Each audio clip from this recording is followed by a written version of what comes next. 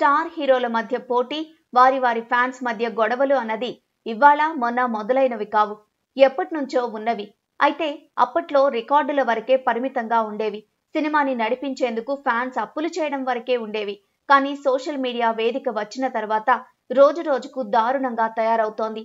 తమ హీరో మీద అభిమానంతో మరో హీరోను ట్రోల్ చేయడం నుంచి సినిమాను కిల్ చేసే పరిస్థితికి చేరుకుంది. ట్విట్టర్లో ఫ్యాన్స్ పేజీలు వేలాదిగా ఉంటాయి.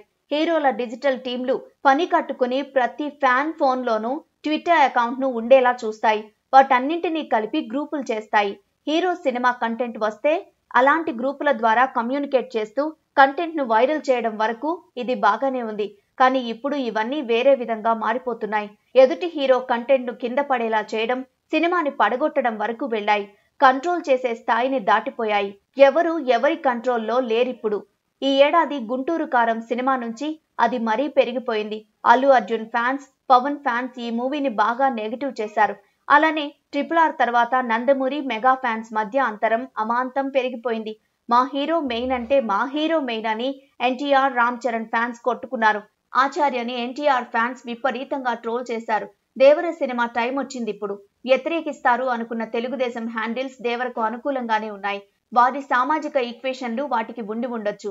కానీ మెగా ఫ్యాన్స్ మాత్రం ఊరుకోవడం లేదు. దేవర స్టోరీ లీక్ చేయడం, అప్పుడే ఫ్లాప్ టాక్ స్ప్రెడ్ చేయడం చేస్తున్నారు.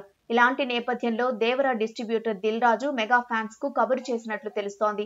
ఇప్పుడు మీరిలా చేస్తే రేపు వాళ్ళు గేమ్ చేంజర్ సినిమాకు నెగిటివ్ చేస్తారనే భయాన్ని కూడా స్మూత్ గా కమ్యూనికేట్ చేసినట్లు తెలుస్తోంది.